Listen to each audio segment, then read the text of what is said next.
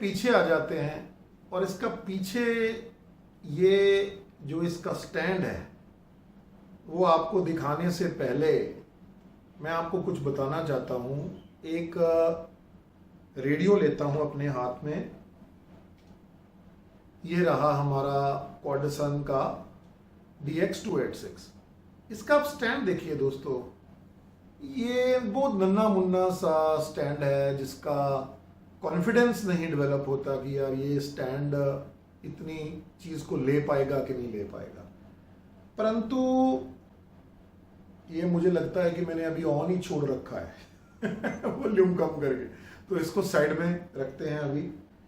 तो इसमें confidence generate नहीं होता कि ये उसका लोड ले लेता है। तो एक तो ये उससे हल्का है दोस्तों जब इसमें बैटरी नहीं है, और एक बड़ा कॉन्फिडेंस देता है जब ये ऐसे रखा जाएगा, क्योंकि ये लंबा है दोस्तों, ये छोटा नहीं है इसका जो बैक स्टैंड है। तो ये बात मुझे बड़ी अच्छी लगी। और इसमें बताने लायक एक चीज़ और है, वो है इसका एंटेना। एंटेना देखिए, मैंने आपको बताया है कि ये, अगर बताया नहीं तो अब बता देता हूँ कि ये कोई 21 से लेकर 22 इंच के बीच का एंटेना है अगर यहाँ से मेजर करो तो। और इतना बड़ा एंटेना है, इसके साइज के हिसाब से ये एंटेना लंबा है, इसके साइज के हिसाब से। और इसकी खासियत ये है कि अगर इस एंटेना को ऐसे किया जाए तो ये 360 डिग्री मूव होता है। 360 डिग्री इस पर्टिकुलर मतलब रेडियो में इतना इम्पोर्टेंट क्यों है, वो इस वजह से है कि ये एक एनालॉग रेडियो है। और एनालॉग रेडियो और DSP रेडियो में ये एक बहुत बड़ा अंतर होता है कि ये डायरेक्शनल बहुत होता है। थोड़ा सा भी डायरेक्शन चेंज हुआ तो इसकी रिसेप्शन क्वालिटी में बहुत फर्क पड़ता है।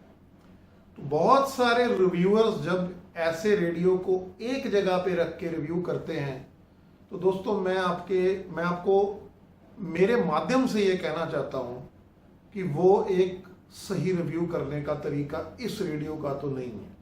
जब तक आप इसको पूरा मूवमेंट देख के पूरा इधर उधर नहीं घूमते, इस रेडियो ने उस फ्रीक्वेंसी को कैच किया कि नहीं किया, इसके बारे में आपका कहना बिल्कुल गलत है। तो जब तक आप इसकी मूवमेंट नहीं करते हैं दोस्तों, तब तक मैं नहीं मानता कि आपने एक रिव्यू किया है जो ठीक है। तो एंटेना इसका अच्छा है, एंटेना की बिल्ड क्वालिटी बहुत अच्छी है, बहुत बढ़िया है। और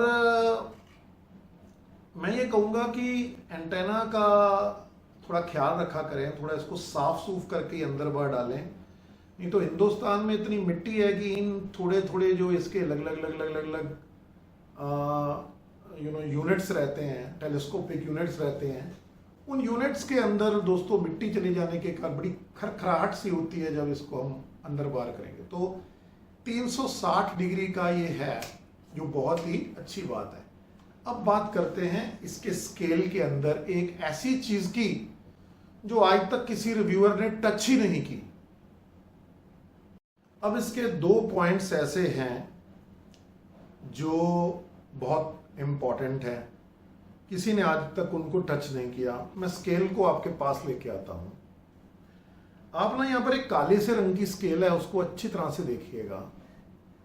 ये दोस्तों एक लीनियर स्केल है, इसके ऊपर बस 0 1 2 3 4 5 6 ऐसे करके लिखा हुआ है। ये लीनियर स्केल जो है ये इतनी इंपॉर्टेंट है FM, मीडियम वेव और शॉर्ट वेव के लिए कि आप इसी की मदद से अगर आप रोज सुनते हैं तो आपको आइडिया हो जाता है कि आपका ये चैनल यहाँ पे आएगा और ये चैनल यहाँ पे आएगा। अगर आप इसको ध्यान से देखें तो 0 से 1, 1 से 2, 2 से 3 ऐसे करके छोटे छोटे वो लाइनों में डिवाइड किया हुआ है उसको। तो एक ये बात है। दूसरी ऑब्जर्वेशन पॉइंट जो हमने टच नहीं किया वो ये एलईडी है। ये एक स्टेशन ट्यूनिंग एलईडी है। जब स्टेशन को ट्यून करता है तो ये एलईडी ग्लो करती है, और जब ये अपनी पूरी ब्राइटनेस पे होती है उसका मतलब आपका जो डायल को ट्यून करने का आपने जो हाथ पैर अपने हिलाए वो बिल्कुल सटीक जगह पे लगे हैं और स्टेशन बिल्कुल ट्यून्ड है। तो इस एलईडी का ये मतलब है। अब छोटा सा एक और भी आपसे डिस्कशन करता हूं, इसके नीचे का जो एरिया है। आपने देखा होगा बहुत सारे रेडियोज में, कुछ टेक्सन के रेडियोज में भी इस जगह पे रबड़ लगी होती है। तो इसमें कोई रबड़ जैसी चीज नहीं है, ये प्लास्टिक के साथ ही एक छोटा सा ऐसे लाइन बना दिया उन्होंने मोटी करके। तो जब ये नीचे आप धरते हैं किसी चीज में तो वो लाइन टच करती है, पूरा बेस टच नहीं करता। इसलिए प्यार से रखिए इसको रगड़िए मत, ऐसे स्लाइड ना कीजिए। और एक और चीज है, आपने देखा होगा कि जिन रेडियोस के अंदर ये नीचे का बैक स्टैंड होता है, अगर उसके इस पॉइंट पे, इन दोनों पॉइंट्स पे एक रबर लगी हो, ऐसे करके रबर लगी हो, ऐसे करके इधर रबर लगी हो, तो जब हम इसको टिल्ट करते हैं ऐसे तो वो रबर टच करती है, क्योंकि तब ये लाइनें टच नहीं करती। तो वो भी इसमें मिसिंग है। हर रेडियो में वो छोटी 2 रबड़े और नीचे रबर जरूर होनी चाहिए, थोड़ा सा इसको हाइट देने के लिए।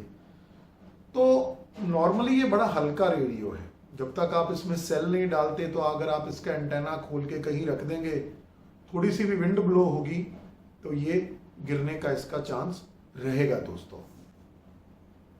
अब इसके ऊपर भी वो लिखा हुआ है वर्ल्ड रिसीवर। तो वर्ल्ड रिसीवर का मतलब ये नहीं होता है दोस्तों कि दुनिया का हर स्टेशन ये पकड़ेगा। वर्ल्ड रिसीवर का ये मतलब होता है रेडियो के संदर्भ में कि इसमें मीडियम वेव, शॉर्ट वेव और एफएम है। तो अगर आपके पास उस तरीके का सिग्नल आ रहा है तो ये उसको रिसीव कर सकता है, तीनों बैंड्स को। इसमें लॉन्ग वेव नहीं है, और लॉन्ग वेव बहुत सारे बड़े मैदानों में या समुंदर के ऊपर ही रह गया है। रेडियो में खास करके इंडिया में तो वो नहीं है, मगर यूरोप में और कुछ यूके की जगहों पे, अमेरिका में मैंने सुना है कि लॉन्ग वेव अभी भी कुछ स्टेशन जिंदा हैं दोस्तों।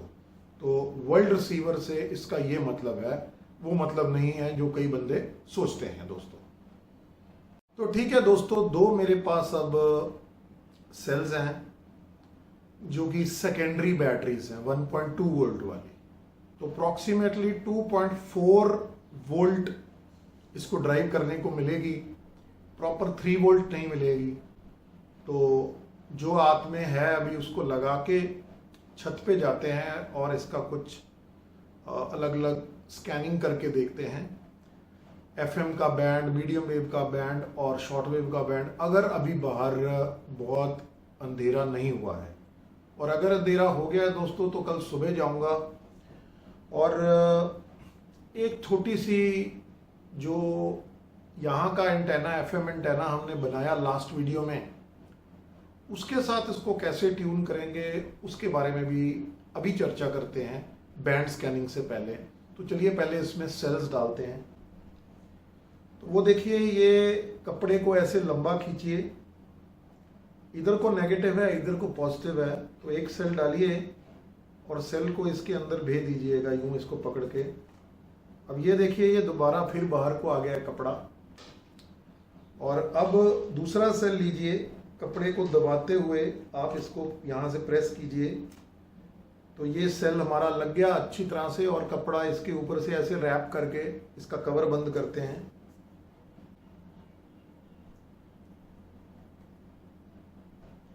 अक्सर मैंने देखा है कि हमारे जो रिव्यूअर्स होते हैं उनका निशाना बड़ा गलत लगता है, क्योंकि वो आप लोगों की तरफ उसको करके खुद देख नहीं रहे होते। तो अपना निशाना पहली बारी अच्छा लगा, बंद हो गया ये। अब इसका वॉल्यूम करते हैं कम, आपको सिर्फ छोटी सी डेमो देने के लिए। तो इसको यहाँ से करते हैं ऑन। ये देखिए, जैसे आपने ऑन किया, फुल वॉल्यूम पे देखो कितनी आवाज़ आ रही है इसमें। अब एक स्ट्रॉन्ग स्टेशन ट्यून करता हूं मैं, जो मुझे लगता है कि होना चाहिए, और इसको भी खोलता हूं।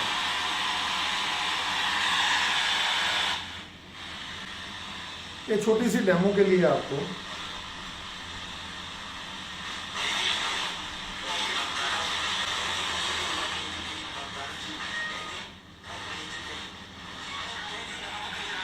अब इतनी खरखराहट क्यों है यहाँ? वो इस पूरे कमरे की नॉइज़ की वजह से है, इलेक्ट्रिकल नॉइज़ की वजह से। अगर हम इसको बंद करें, ये ट्यूब को खास करके बंद करें, तो इसमें काफ़ी अंतर आएगा। मैं आपको दिखाता हूँ। अब आप देखो दोस्तों, आवाज़ में कितना अंतर आ गया।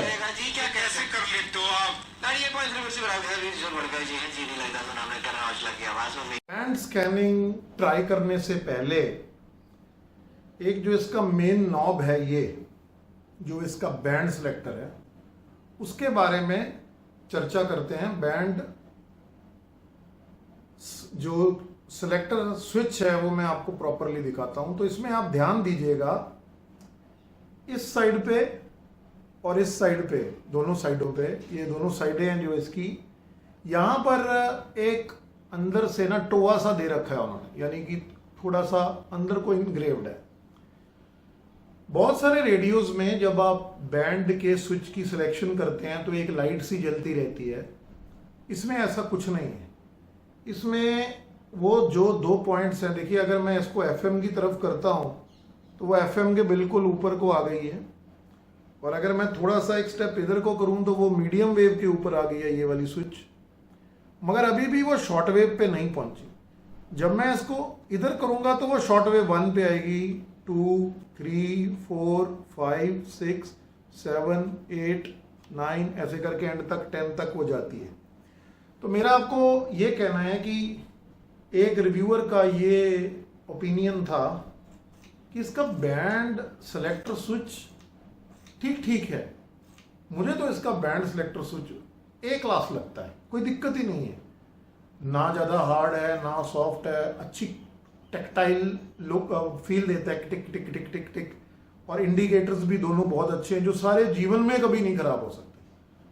अब एक टिप है छोटी सी, कि अगर आपको इसको देखने में टेंशन हो तो ये काले रंग का है, तो वो जो 2 छोटी काली बिंदियां हैं अंदर को, वहां पर एक छोटा सा एक किसी सुई के ऊपर वाइट पेंट लगा के ना उसमें दोनों साइडों में लगा दे तो आपको दिखने में बड़ी आसानी हो जाएगी। मगर मेरे को इसमें टेक्निकली कोई प्रॉब्लम नहीं है देखने में। अगर आप इसको ऑब्जर्व करो तो ऊपर की साइड में रेडियो में कुछ है ही नहीं दोस्तों जो आपको बताऊं। तो मैंने इसके आगे का सारा, प्लस इसका स्केल देखो कितना जबरदस्त है। स्केल का तो कुछ मतलब बहुत ही बढ़िया, और स्केल इसका इधर से इधर को जाता है ऐसे, तो बहुत ही अच्छी इसमें क्या कहते हैं, जो कस्टमर को जो फील होना चाहिए ना, एक रेडियो का फील जो है, कैसा रेडियो चला रहे हैं, क्या उसकी कन्वीनियंस कितनी अच्छी है। तो कन्वीनियंस में तो यार मुझे इस रेडियो का कोई मुकाबला नहीं लगता। और एक बार मैं फिर एना को थैंक यू बोलूँगा कि उसने मुझे ये रिव्यू सैंपल भेजा, और मैं आपसे भी ये उम्मीद करता हूँ कि मेरे इतने टेक्निकल वीडियोस को आप अच्छी तरह से देखा करो, एक लाइक जरूर दिया करो, कमेंट जरूर दिया करो, और शेयर कर दिया करो। आपके शेयर करने से कुछ नहीं होगा, चैनल की प्रमोशन होगी। और आपको मैं फिर बोल रहा हूँ दोस्तों, मैं इस चैनल से कुछ पेमेंट नहीं कमाता, तो आप काइंडली मेरे को तो मैं ये कह रहा था आपको, ये दरवाज़ा खटखटा रहे थे, मुझे बुला रहे थे, तो मैं ये कह रहा था कि मैं चैनल से कुछ पेमेंट नहीं कमाता। ये सिर्फ मेरा एक शौक है जो मैं आपके साथ शेयर करता हूँ। और जो आज की डेट में रेडियो RFN कम्युनिकेशन सब्जेक्ट के ऊपर उसको पसंद करते हैं लोग, रेडियो टेक्नोलॉजी को आज भी, तो उनको थोड़ा आसानी हो जाए हम जैसे रिव्यूअर्स के रिव्यूज़ और unboxing videos, comparison videos, band scans को देख के। अब बात आ जाती है एंड में इसकी एक पर्टिकुलर चीज़ की जो मैं काफ़ी समय से आपके साथ डिस्कस करना चाह रहा था। ये देखिए, ये कपड़े को दबा के रखने वाला वो एक क्लिप है। इसमें और क्रोकोडाइल क्लिप में क्या अंतर होता है कि क्रोकोडाइल क्लिप का ये जो एरिया होता है उसमें ग्रूव्स होते हैं ऐसे ऐसे, तो वो जब एंटेना को यूं पकड़ता है तो एंटेना के इस दोनों जगहों पे वो निशान छोड़ देता है और धीरे धीरे दोस्तों वो एंटेना का सत्यानाश कर देता है ये पॉइंट पे, जहां पर भी आप उसको अटैच करते हो। जो ये चीज है इसको आप अगर गौर से देखो, ये देखो इसमें यहाँ पर ना ऐसा बना हुआ है, ये भी अभी अच्छी नहीं है। ये अच्छी क्यों नहीं है? ये एक रैंडमली मैंने पीछे से उठाई है, मैं मार्केट में जाके इसके लिए स्पेशल लेके आऊंगा। आप ध्यान देखना मैं क्या दिखा रहा हूँ आपको। आगे का एरिया जब आप यहाँ लगाएंगे ना, ये थोड़ी सी नीचे नीचे टेढ़ी हो जाती है ऐसे करके, क्योंकि इसका ये जो एरिया है ना ये ज़्यादा बड़ा नहीं है। अगर बड़ा थोड़ा सा हो जाए, गोल हो जाए थोड़ा सा, तो ये एंटेना के ऊपर प्रॉपरली ऐसे लग जाएगा, जिससे क्या होगा दोस्तों कि एंटेना के ऊपर इसकी पकड़ अच्छी होगी। अब हमें इसकी क्या जरूरत पड़ रही है? मेरा ये ऑब्जर्वेशन है दोस्तों कि इस प्रकार के जो एनालॉग रेडियोज है ना, जिनके बारे में ये कहा जाता है कि यार इसमें क्वालिटी नहीं आती साउंड की या रिसेप्शन अच्छी नहीं है, एक काम करेंगे, हम अपना एक्सटर्नल एंटेना का वायर इसमें कनेक्ट करेंगे और इसमें कनेक्ट करने के बाद इसकी FM की ट्यूनिंग करेंगे, क्योंकि आपको मालूम है मेरे पास अभी शॉर्ट वेव और मीडियम वेव का ऐसा कोई विकल्प नहीं है जिसके साथ मैं जो मैंने ऊपर लगाया हो अपनी छत पे और मैं उसको नीचे यूज़ करूं। FM का अब हमारे पास ओमनी डायरेक्शनल एंटेना है, तो अब हम उसके लिए एक डिफरेंट पैच कॉर्ड बनाएंगे। मैं फिर बोल रहा हूं आप सब लोगों को, आप जब एक्सटर्नल एंटेना लगाते हैं तो ये सिस्टम जरूर लगवाइएगा। चलिए उस सिस्टम के बारे में अभी दोबारा समझते हैं। चलिए वही पॉइंट मैं आपके साथ डिस्कस करता हूं जो मैंने पहले भी आपको बताया। मैंने देखिए क्या किया हुआ है, मैंने ऊपर से एंटेना लाया हूं, एंटेना की वायर, और इस बॉक्स में मैंने टर्मिनेट कर दी। नीचे मैंने एक BNC का कनेक्टर लगा दिया। ये जो BNC का कनेक्टर है इसमें एक तार जाती है ऐसे करके, और मैंने इस तार को एक केबल के साथ ऐसे इकट्ठा कर दिया दोस्तों। अब ये मेरी एक कॉर्ड है जो मेरे एंटेना बॉक्स से लेकर मेरे कमरे में मेरे रेडियो के पास जाती है। इसमें 3.5 mm का जैक लगा हुआ है। अब मुझे कुछ नहीं करना है, मुझे इस रेडियो के लिए एक ऐसी और तार रेडी करनी है जिसके एक साइड में BNC हो, ये वाली, और दूसरा जो यहाँ पर जो एरिया है वो 3.5 mm की बजाय यही वाली एक क्रोकोडाइल क्लिप लगी हो जो हम कपड़े सुखाने के लिए यूज़ करते हैं, जिसका डाया अच्छा हो और वो अच्छी तरह से उसमें लग जाए। फिर मज़ा आएगा दोस्तों इसको FM बैंड में ट्यून करके देखने के लिए, तब पता चलेगा इसमें कितना दम है और क्या इसका हिसाब किताब है। अब एक बहुत इम्पॉर्टेंट चीज़ मैं आपके साथ डिस्कस करता हूँ। देखिए ये एक एनालॉग रेडियो है, तो टेक्सन का ये जो R9012 है ये एक एनालॉग रेडियो है, और XH डेटा का जो 219 है, D219, वो एक DSP रेडियो है। तो बहुत बंदे बोलेंगे जब तक आपके पास एनालॉग रेडियो नहीं है आपको रेडियो से प्यार ही नहीं है वगैरह वगैरह। अगर आप एक ऐसे लिसनर हैं जो इस पोर्टेबल रेडियो को कैरी करके लेके जाना चाहते हैं और आपको ऐसा लगता है कि ये फॉर्म फैक्टर आपके लिए बड़ा अच्छा है, और अगर आप ये टेक्सन का रेडियो खरीदें तो आप अच्छी तरह से रेडियो को सुन पाएंगे और डीएसपी रेडियो से ये बहुत अच्छा चलेगा, तो ये एक मिथ है। ये जो रेडियोज होते हैं इनका ये जो डायल, जब हम इसको ट्यून करते हैं तो इसमें चफिंग नहीं होती, चफ चफ चफ चफ चफ वो नहीं होता है इसमें। तो चैनल को स्कैन करना थोड़ा सा इजी होता है एनालॉग में, अगर एनालॉग स्केल हो। और डीएसपी के अंदर अगर हम देखें तो ट्यूनिंग करनी थोड़ी सी हार्ड होती है, मगर उसका जो चलने की क्वालिटी है, आपको स्टेशन के प्रसारण को सुनाने की कैपेबिलिटी है, वो एक डीएसपी रेडियो की इससे अच्छी ही होगी दोस्तों। तो अगर एनालॉग स्केल का आप एक डीएसपी रेडियो लेते हैं और इसके साथ उसको कंपेयर करते हैं तो वो एक बेवकूफ़ कंपैरिजन है दोस्तों, क्योंकि दोनों की टेक्नोलॉजी में बड़ा अंतर है। वो इसको हर एक बार बीट करेगा 100%, कोई भी रेडियो हो। वो पुराने ज़माने वाले तो रेडियो अब बनते ही नहीं है, तो जिस प्रकार के रेडियो अभी अवेलेबल हैं उनकी अगर बात की जाए तो ये इसका बहुत ही इम्पॉर्टेंट पार्ट है। तो चलिए अब हम एक काम करते हैं, मैं इसको समेटता हूँ और छत पे चलते हैं और एफएम बैंड का एक बैंड स्कैन करते हैं।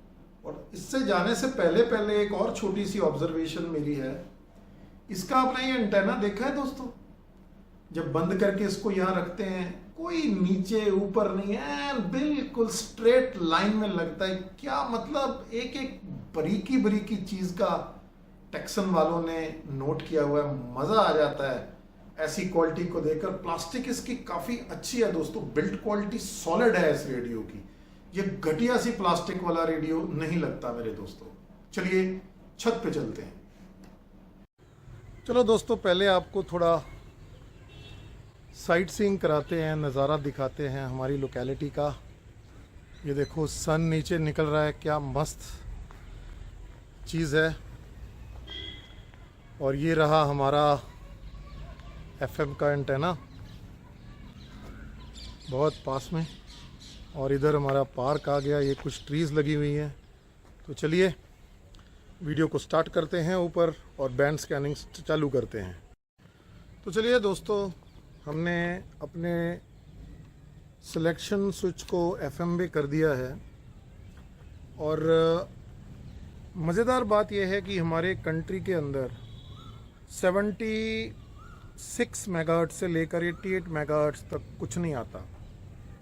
तो अभी ये छत का एनवायरनमेंट है और यहाँ पर एफएम की रेंज अच्छी होनी चाहिए। तो क्या हम यहाँ पर कुछ स्टेशंस को पकड़ पाते हैं 88 से पहले? और क्या वो एक रिफ्लेक्शन इमेजेस हैं? रिफ्लेक्शन इमेजेस का मतलब है कि एक्चुअल में स्टेशन किसी और फ्रीक्वेंसी पे और बज एक अलग फ्रीक्वेंसी पे रहा है। तो चलिए उसके बारे में थोड़ा इस रेडियो को देखते हैं। हम 76 से लेकर पहले 88 मेगाहर्ट्ज़ के अंदर की ट्यूनिंग करते हैं दोस्तों। चलो, ये सिलेक्शन, ये जैसे मैंने आपको बोला कि एनालॉग रेडियो जो रहता है वो बहुत ज़्यादा इस चीज़ के ऊपर डिपेंड करता है कि आपकी एंटेना किस साइड में है, रिसेप्शन आएगी कि नहीं आएगी। तो उसको थोड़ा मद्देनज़र रखते हुए मैं थोड़ा घूमता सा रहूँगा।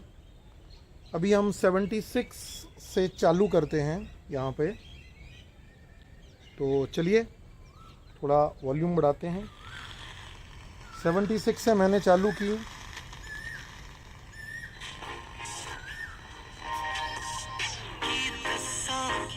तो यहाँ पे देखिए 76 और 80 के बीच में मैं एक स्टेशन पकड़ पा रहा हूँ। मैं अभी इसको ज़्यादा नहीं सुनाऊंगा आपको यहाँ पे, क्योंकि कॉपीराइट का नोटिस आ सकता है। चलो आगे बढ़ते हैं, थोड़ा देखते हैं। एक स्टेशन हम पकड़ पा रहे हैं और मुझे लगता है वो एक रिफ्लेक्शन इमेज है।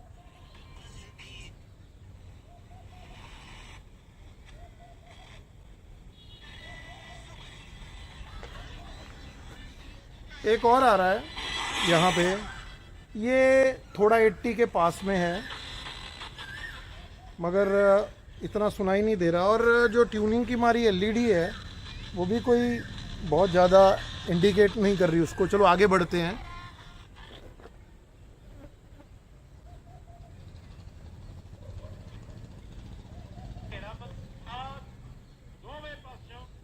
ये देखो, तो ये 80 के आसपास है दोस्तों, ये जो अभी आ रही है आपको आवाज़। आगे बढ़ते हैं तो 80 और 84 के बीच में।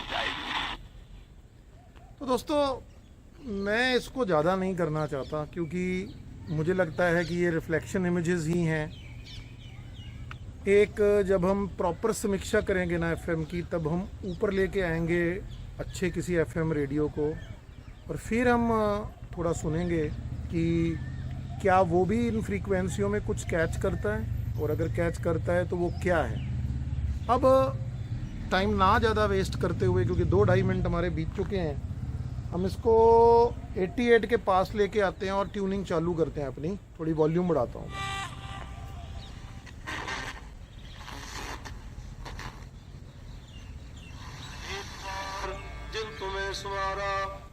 ये 90.8 लगता है मुझे, तो यहाँ पर पाठ चल रहा है और यहाँ पर गाने चल रहे हैं, देखिए।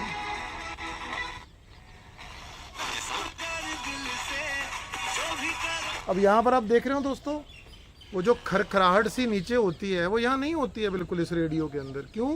क्योंकि यहाँ पर इसको कोई भी इलेक्ट्रिकल नॉइज़ नहीं मिल रही। हाँ, बहुत तारें हैं वो नीचे को रह गई हैं, और मेन पीछे को एक वायर है वो बहुत बड़े वाली, जैसे मैंने आपको पिछली बार भी बताया।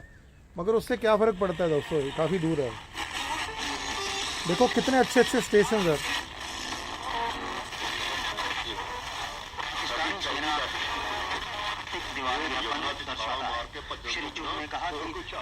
अब इस जगह पे आप देख रहे हो, एक ही जगह पे 2 स्टेशन चल रहे हैं दोस्तों। देखो, मेरे को पीछे से एक आवाज़ सुनाई दे रही है। तो ये सेलेक्टिविटी का चक्कर होता है इन एनालॉग रेडियोस के अंदर। अब हम 100 के पास आ गए हैं। अब इसकी क्लैरिटी देखो आप, और बड़ा मैं वॉल्यूम करता हूँ, देखो ध्यान से।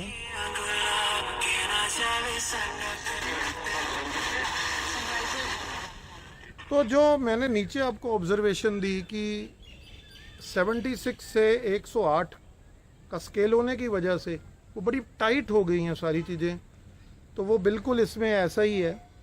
मगर आप एक ऐसी जगह पे रहते हैं जहाँ एफएम के स्टेशन इतने नहीं हैं, और आप एक एक्सटर्नल एफएम एंटेना यूज़ कर सकते हैं, जैसे हमारा ये ओमनी डायरेक्शनल एंटेना है, तो मुझे नहीं लगता इतनी दिक्कत आएगी। ये भी एक अलग वीडियो रहेगा दोस्तों, बहुत ही अच्छा। तो चलिए आगे बढ़ते हैं।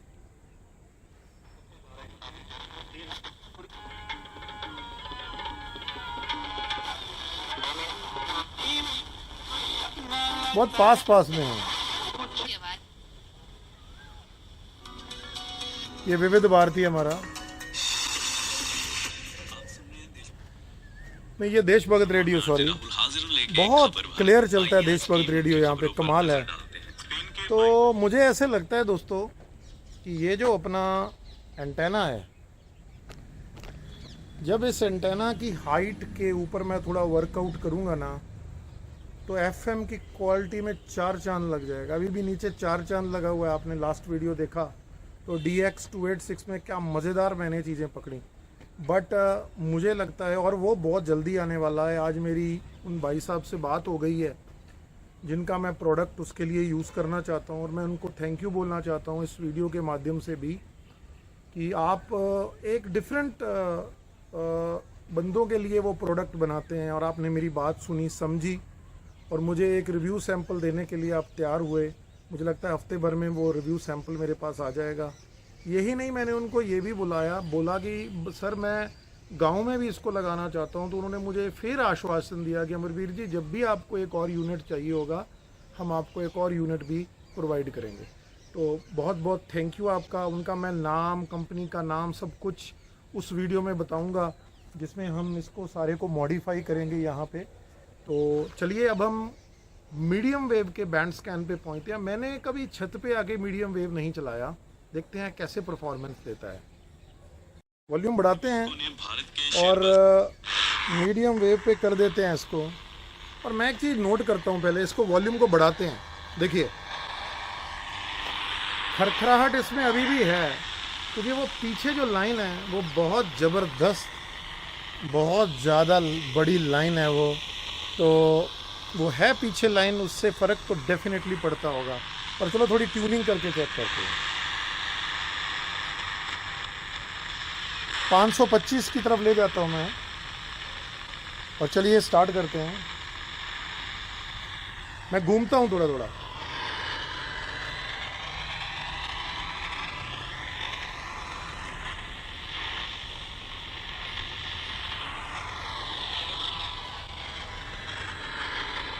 मैं 600 पार कर चुका हूँ। कुछ स्टेशंस आ रहे हैं, मगर वो स्टेशंस इतने ऑडिबल नहीं है अभी, और मुझे लगता है अभी भी मीडियम वेव के लिए परिस्थिति सही नहीं है। थोड़ा और अंधेरा हो अगर, तो शायद ज़्यादा स्ट्रॉन्गर हो जाएंगी वो वेव्स। पर चलिए आगे बढ़ते हैं। देखिए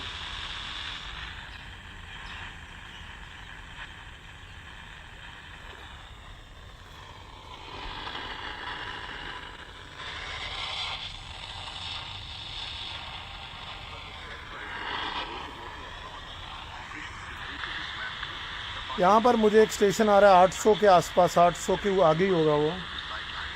सबसे इम्पॉर्टेंट है यहाँ पर 873 जो जलंधर है, क्योंकि दोस्तों सिटी में ना रियलिटी में मीडियम वेव का सत्यानाश ही रहता है। चलिए बढ़ाते हैं वॉल्यूम।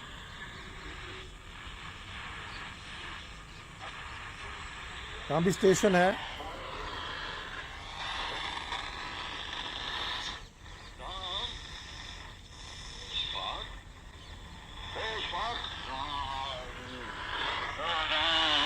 ये देखिए, तो ये चल रहा है हमारा, मुझे लगता है जलंधर है वो।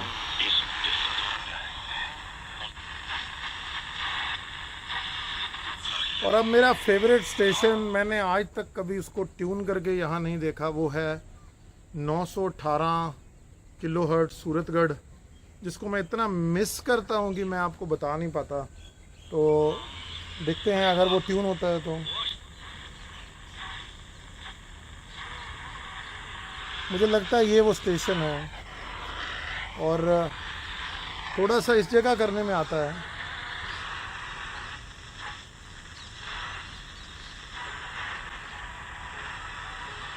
यहाँ पर है थोड़ा थोड़ा उसका अभी झलक आ रहा है मुझे।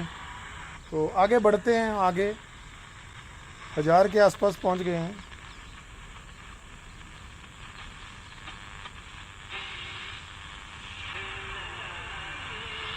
ये भी एक स्टेशन है जो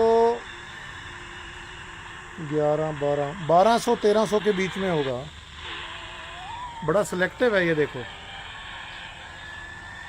तो चलिए ठीक है, मीडियम वेव का ये चैम्पियन माना जाता है, मगर चैम्पियन भी ऐसी परिस्थिति में क्या काम करेगा दोस्तों। तो अब थोड़ा शॉर्ट वेव के ऊपर आते हैं और देखते हैं शॉर्ट वेव में क्या करता है। और ध्यान दीजिए दोस्तों, जब हम अलग अलग बैंड्स का इसका वीडियो बनाएंगे, जैसे मीडियम वेव है वो गांव में ट्राई करना चाहिए, शॉर्ट वेव है वो यहाँ भी ट्राई हो सकता है गांव में, क्योंकि अब मैं छत पे हूँ तो शॉर्ट वेव की आनी चाहिए यहाँ पे इस एंटेना के साथ अच्छी क्वालिटी, और इतनी डिस्टर्बेंस शॉर्ट वेव को नहीं नज़र आनी चाहिए जितनी कि इसको आती है हमारे क्या कहते हैं मीडियम वेव को। तो चलिए शॉर्ट वेव 1 पे चलते हैं।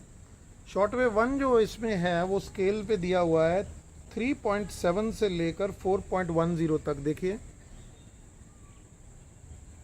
तो चलिए उसको ट्यून करके देखते हैं।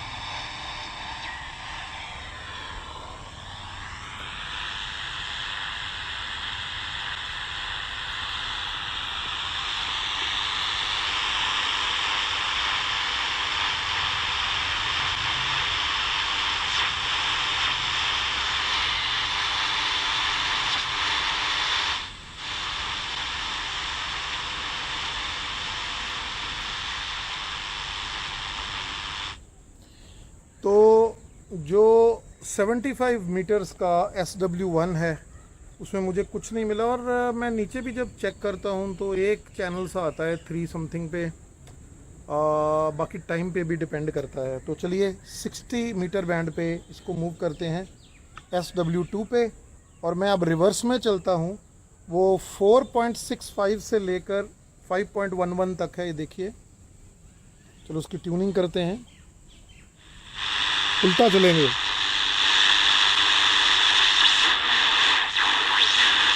यहाँ कुछ है,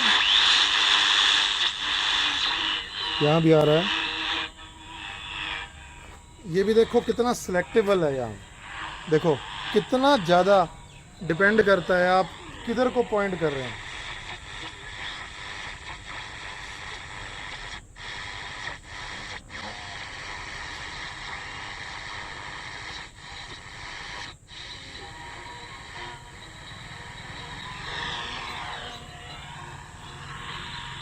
ये हम 4.80 और 5.0 के बीच में हैं। यहाँ पर आता होता है सामान।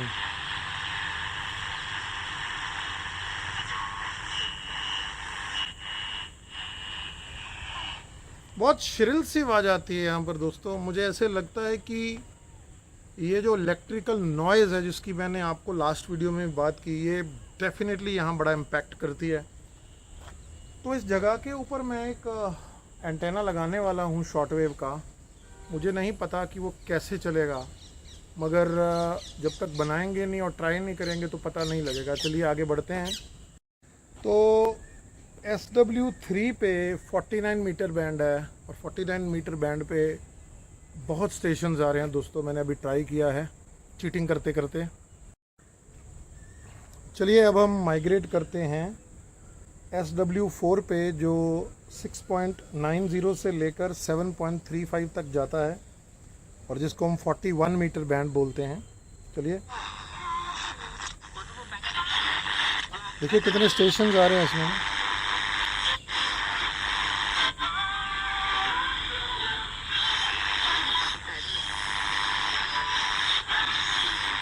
बहुत स्टेशन हैं।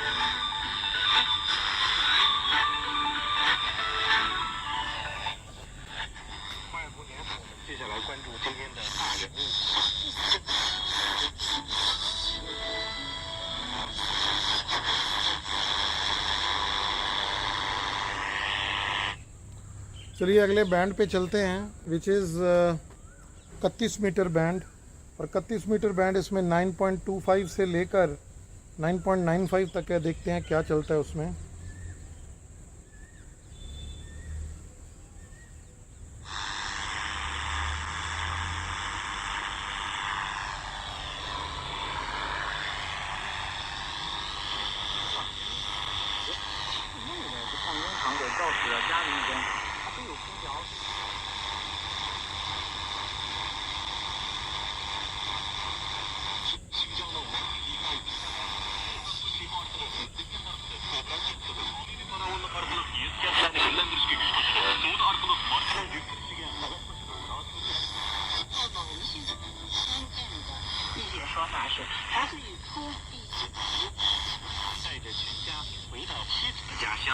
चाइनीज़ बंदों की डोमिनेशन है दोस्तों इस बैंड में। मैं बीच में अपने कंट्री के कम्युनिकेशन प्रसार भारती और अश्विनी वैष्णव जी को बोलना चाहता हूँ कि शॉर्टवेव का बहुत बुरा हाल है मिनिस्टर साहब। जितने भी आप शॉर्टवेव के अगर आप टावर्स को देखते हैं तो शॉर्टवेव के टावर्स जो हैं वो कंट्री की साइडों में लगा रखे हैं आपने, एक्सटर्नल बंदों को टारगेट करने के लिए। एक भी ऐसा टावर नहीं है इंडिया में जो आपने इंडियंस को टारगेट करके लगाया हो। तो मेरी आपसे गुजारिश है कि आप हिंदुस्तान के मध्य में एक बहुत ही पावरफुल शॉर्टवेव का टावर लगाएं, जिसमें आप 24 घंटे विविध भारती का प्रसारण करें और हम सबको निहाल करें, क्योंकि हमारे पास शॉर्टवेव के तकरीबन सभी रेडियो लवर्स के पास शॉर्टवेव के प्रॉपर रेडियो रिसीवर्स हैं मिनिस्टर साहब। चाइनीज़ भरी हुई है दोस्तों।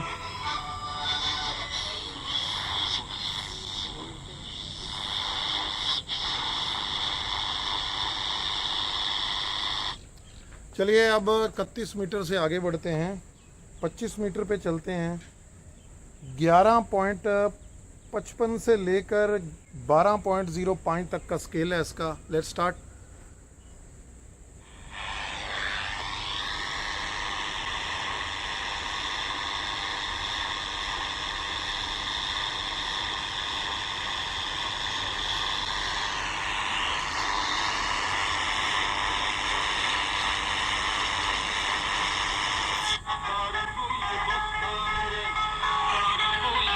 बहुत क्लियर, क्रिस्टल क्लियर।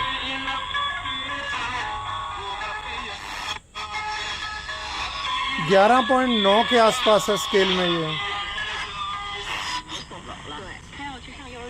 बहुत क्लियरिटी है इसमें।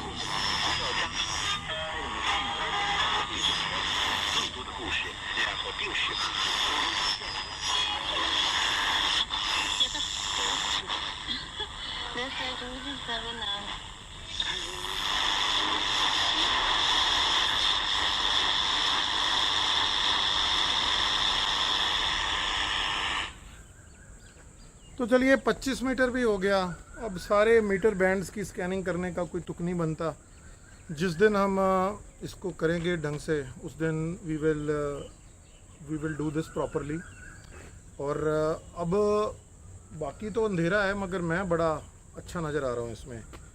तो दोस्तों, आपने देखा कि हमने इसकी अलग अलग बैंड्स की भी स्कैनिंग की, एफएम की भी की, रिफ्लेक्शन इमेजेस की भी बात की, कितना टाइट है एफएम का बैंड उसकी भी बात की, मीडियम वेव की बात की। सिटी में मीडियम वेव का हाल आपने देखा। शॉर्ट वेव बहुत क्लियर है जब रिसेप्शन करता है, यानी खरखराहट बहुत है।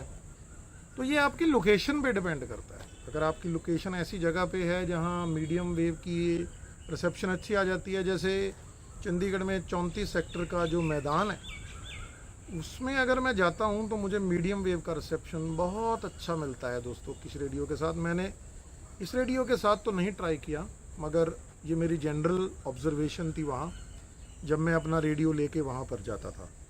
तो ये हमने एक छोटा मोटा बैंड स्कैनिंग भी इसमें ट्राई किया दोस्तों।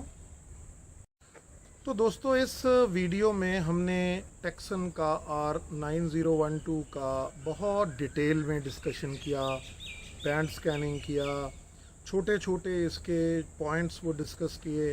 तो मैं उम्मीद करता हूँ कि आपको मेरा ये वीडियो अच्छा लगा होगा। और अगर आपको मेरा ये वीडियो अच्छा लगा तो आप काइंडली मुझे सब्सक्राइब कीजिए, बेल आइकॉन को प्रेस कीजिए, एक लाइक छोड़िए, अपने सोशल मीडिया पे इस वीडियो को आप शेयर कीजिए। धन्यवाद। मैं हूँ आपका होस्ट और दोस्त Amarvir Singh Dhillon, radio raising the dead से। और मिलते हैं अगले वीडियो में। जय हिंद दोस्तों।